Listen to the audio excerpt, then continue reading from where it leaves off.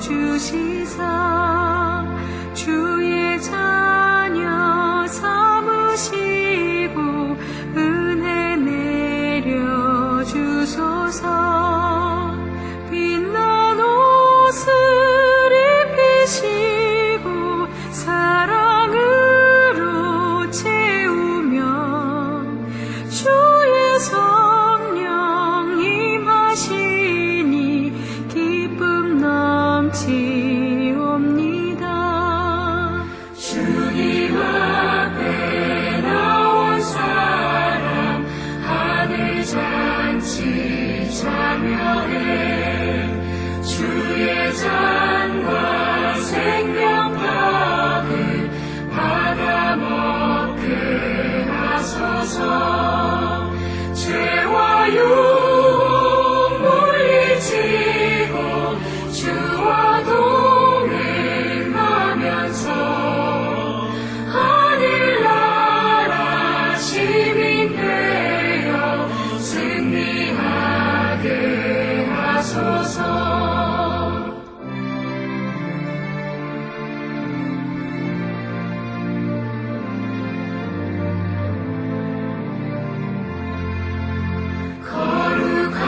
거룩하신 주의 뜻은 우리 알 수 없으나 주님 앞에 존귀 영광 찬양하게 하소서. 죄를 씻고 성령 받아 주님 앞에 나오니 사랑으로 우리들을 새로 빚어주소서.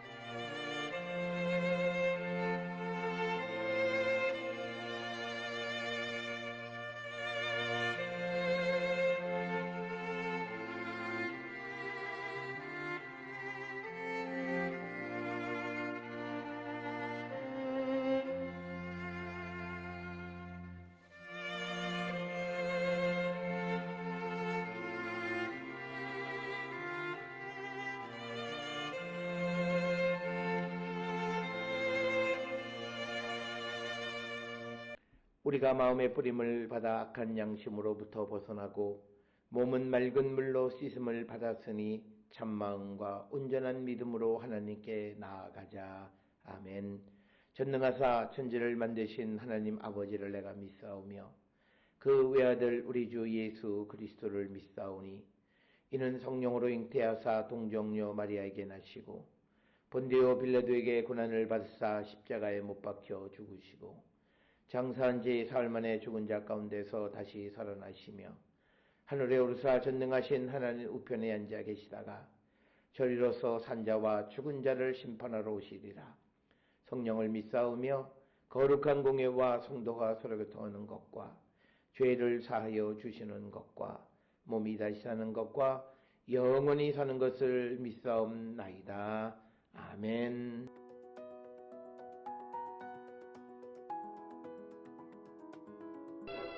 그때 예수께서 갈릴리 나사렛으로부터 와서 요단강에서 요한에게 세례를 받으시고 곧 물에서 올라오실새 하늘이 갈라짐과 성령이 비둘기같이 자기에게 내려오심을 보시더니 하늘로부터 소리가 나기를 너는 내 사랑하는 아들이라 내가 너를 기뻐하노라 하시니라.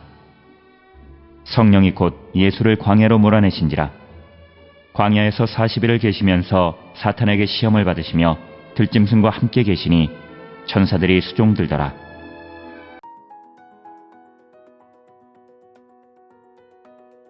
마가복음 1장 9절로부터 13절에 있는 말씀은 예수 그리스도의 세례와 또 시험 받으시는 것에 대해서 간략하게 기록하고 있습니다.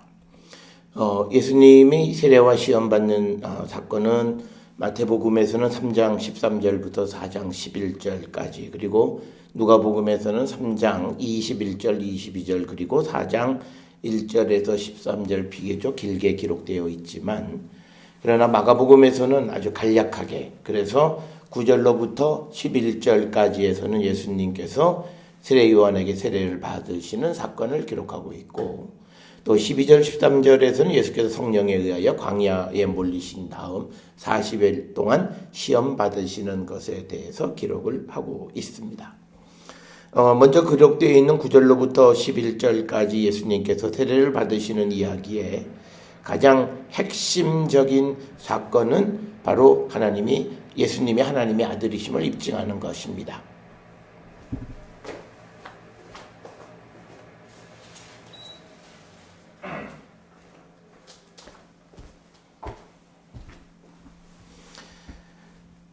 그래서 우리가 그 9절부터 11절까지 내용의 핵심적인 것, 예수께서 하나님의 아들이심을 확증하는데 그 확증을 위해서 성령께서 내리셨다. 그리고 11절에 하늘로부터 이는 내 사랑하는 아들이다. 그리고 내 기뻐하노라 라고 하는 이 말씀이 기록이 되어져 있습니다. 따라서 오늘 주시는 9절로부터 11절은 예수님이 이제 공생애를 시작하시는 어떤 그 첫 스타트의 시점이지만, 이 시점에 세례를 받으시는 이야기를 통해서 우리에게 보여주시는 것은 예수님이 하나님의 아들로서 우리의 그리스도 구원자가 되시기에 충분하신 분이심을 우리에게 보여주는 그런 이야기가 되겠습니다. 9절에 보면 예수님께서 갈릴리 나사렛에서부터 와서 요단강에서 요한에게 세례를 받으셨다, 이렇게 기록이 되어 있습니다. 즉 예수님께서 세례를 받으시는 이 사건의 공간적 배경에 대해서 기록을 하고 있습니다. 나사렛은 갈릴리 호수로부터 약 한 26km 정도 북서쪽으로 떨어져 있는 작은 마을입니다. 그리고 나사렛이라고 하는 그 동네는 요한복음 1장 46절에 보면 그렇게 좋은 평판을 받았던 그런 곳은 아니었다. 그래서 나다나엘이 나사렛에서 무슨 선한 것이 날 수 있느냐라고 하는 이 말을 통해서 우리가 알 수 있습니다. 그래서 나사렛에서부터 요단강으로 오셔서 예수님께서 세례를 받으셨다. 세례라고 하는 말의 가장 기본적인 뜻은 씻는다라는 뜻이고요. 이것이 이제 기독교에서 사용될 때는 죄를 씻어서 거듭난다라고 하는 의미까지 확장된 개념입니다. 그래서 우리가 세례를 받는다라고 하는 이 말은 회개, 죄를 씻고 그리고 새로운 생명으로 거듭나는 이 두 가지가 포함되어 있는 이야기가 세례다라고 하는 겁니다. 오늘날 우리가 행하는 세례에는 두 종류가 있습니다. 특별히 산수례라고 해서 물을 뿌리는 것, 그리고 몸을 담그는 침례, 이런 산수례나 또는 침례, 이것은 세례의 형식인데, 세례의 가장 중요한 것은 어떤 형식이 중요한 것이라기보다는 성부와 성자와 성령의 이름으로 베풀어지는 것인가 라고 하는 것. 그래서 세례의 유효성은 바로 성부, 성자, 성령의 이름으로 행해지는 그 세례는 모두가 효력이 있다라고 하는 것입니다. 그래서 우리가 이 세례는 앞에서 말씀드린 산수례와 침례 두 종류가 있지만 어느 것이 더 반드시 이 방법만 이거는 아니다라고 하는 거고요. 세례를 받는다라고 하는 말은 앞에서 말씀드린 것처럼 죄의 용서를 받고 생명과 구원을 얻게 되는 것, 바로 이것이 세례가 갖는 의미다. 오늘날 우리가 이 교회들이 조금은 기능적으로 바뀌어져서 그냥 세례를 남발하는 경우들도 있습니다만, 원래 세례가 가지고 있는 성서적 신학적 의미는 죄 용서 플러스 생명과 구원을 얻는 것, 그것이 세례다라고 하는 것을 잊어서는 안 되고, 예수님의 세례를 받으실 때 물에서 올라오실 때 하늘이 갈라지고 성령이 비둘기같이 자기에게 내려오심을 보더라. 그래서 하나님의 영인 성령이 임하셔서 예수님께서 하나님이 보내신 자, 즉 하나님에 의해서 보내심을 받은 자임을 분명히 보여주고 있다. 우리가 성경에서 가장 중요한 것은 하나님으로부터 보냄을 받은 자라는 개념입니다. 그래서 내가 자의적으로 무엇을 하는 것이 아니라, 그래서 예수님이 그리스도가 되신 것도 하나님의 보내심을 받은 자. 그리고 오늘날 우리가 세상에서 사도의 역할을 하고 세상을 구원하는 역할을 감당하는 것도 예수님께서 우리를 세상으로 보내셨기 때문이다. 그래서 우리가 세상에 보냄을 받았다라고 하는 이 말은 굉장히 엄중한 의미를 가지고 있고, 마치 예수님을 하나님이 보내신 것과 똑같은 개념으로 우리도 세상을 구원하기 위해서 우리를 보내셨다라고 하는 그 개념을 우리가 정확하게 알고, 하나님께서 우리를 보내셨는가를 우리가 알 수 있는 근거는 바로 똑같이 성령이 임하시는 것이다 라고 하는 것을 기억하시면 되겠습니다. 그러면서 11절에 하늘로부터 소리가 나기를 너는 내 사랑하는 아들이라 내가 너를 기뻐하노라 라고 하는 겁니다. 그래서 예수님이 세례를 받으심으로써 또 예수님이 하나님의 아들이라고 하는 예수님의 어떤 신성을 확증해 주는 사건이 바로 이 수세 세례를 받으시는 사건임을 우리가 잊어서는 안 되겠습니다. 그 다음에 이제 12절로부터 이어지는 이 13절까지의 이야기는 예수님께서 이제 광야로 내몰리시는데 그것 역시도 성령에 의한 것이다 라고 하는 겁니다. 그래서 예수님께서 이제 광야에 가셔서 40일 계시면서 사탄에게 시험을 받으시고 들짐승들과 함께 계시니 천사들이 수종을 들더라. 여기서 예수님께서 광야에서 들짐승과 함께 계셨고 천사가 수종을 들었다라고 하는 이 표현이 갖는 의미는 이사야 11장 1절로부터 9절에 예언되어져 있는 평화의 세상이 예수 그리스도가 오심으로써 이루어졌음을 상징적으로 보여주는 그런 사건이 오늘 광야에서 40일 동안 시험을 받으시는 사건이다라고 하는 겁니다. 그래서 우리가 이 광야에서 시험을 받으시는 사건을 통해서 예수님의 오심으로 과거의 에덴 동산이 회복되어진 것, 즉 하나님의 나라가 회복되어진 것이다. 그래서 과거에는 부족함이 없던 에덴 동산에서 시험을 받은 아담은 실패했지만, 그러나 아무것도 없는 광야에서 시험 받으신 예수님의 승리, 그것을 우리에게 보여주는 것이 12절, 13절의 말씀이 되겠다. 그래서 우리가 예수님이 광야 생활을 하시면서 시험을 받으시는 내용에 대해서 마태복음에서는 3가지를 구체적으로 기술하지만 마가복음에서는 이 사건을 통해서 예수님의 어떤 신성을 강조하는 것, 그리고 예수님의 오심으로써 이 땅에 진정한 평화가 임하게 되어졌다, 하나님의 나라가 임하였다라고 하는 것을 우리에게 상징적으로 보여주시는 거고, 그 다음에 예수님의 오심으로 지금까지 사탄이 지배하던 시대가 끝났고 하나님의 나라가 가까이 와서 누구든지 회개하고 복음을 믿으면 영생을 얻을 수 있음을 우리에게 보여주시는 사건이다 라고 하는 겁니다. 따라서 오늘 우리가 함께 읽은 마가복음 1장 9절로부터 13절에 예수님의 공생애를 시작하시면서 보여주신 2가지 사건은 예수님의 정체성에 대해서 우리에게 보여주고 있고, 그리고 예수 그리스도께서 예수 그리스도의 나라가 시작되어지면서 우리에게 주어지는 것이 무엇이냐, 바로 하나님의 나라가 임하게 됐고, 그리고 예수 그리스도는 하나님께로부터 보냄을 받은 하나님의 아들이심을 우리에게 분명하게 가르쳐 주시는 말씀이 되겠습니다.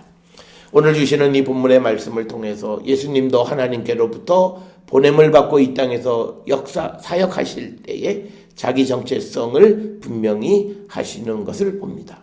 우리도 세상을 살아가면서 세상에 보냄을 받은 하나님의 아들로서 우리의 정체성을 분명히 하고 살아가는 우리 모든 성도들이 될 수 있기를 주의 이름으로 축원합니다. 기도하시겠습니다. 사랑과 은혜가 충만하신 아버지 하나님 은혜를 감사합니다. 주님이 공생애를 시작하시기 전에 당신이 누구이신가를 분명히 세상에 보여주신 것처럼 우리도 이 땅을 살아가면서 내가 누구인가를 분명히 보여줄 수 있는 거룩한 백성이 되게 하여 주시옵소서. 무엇보다도 우리가 성령 안에서 하나님으로부터 인정받는 하나님의 백성들 되게 우리 모두를 인도하시고 복내려 주시옵소서. 예수님의 이름으로 기도드렸사옵나이다. 아멘.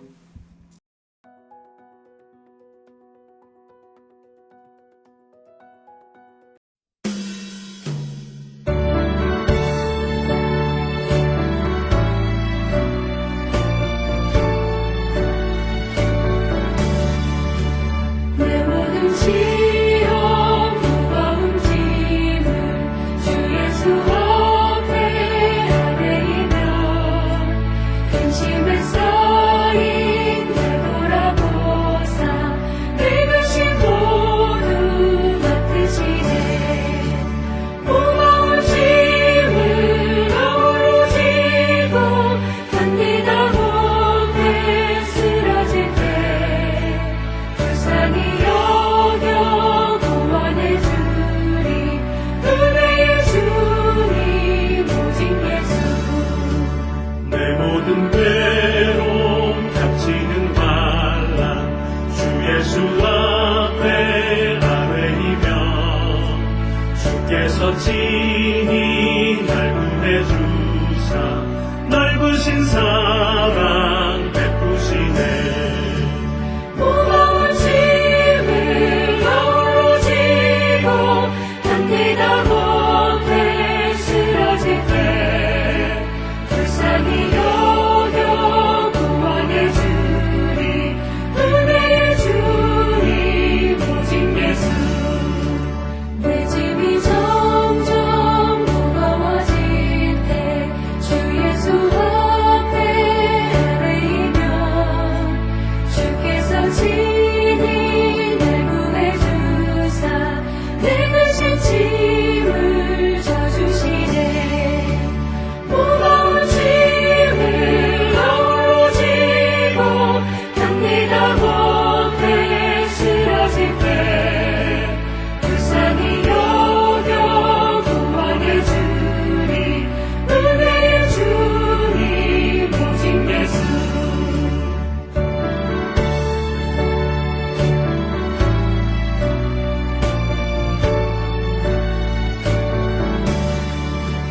마음의 시험 무서운 죄를 주 예수 앞에 아뢰이며 예수는 나의 능력이 되사 세상을 이기 힘주시네. 무거운 짐을 나홀로 지고 견디다 못해 쓰러질 때 불쌍히 여겨 구원해 주리 은혜의 주님 오직 예수.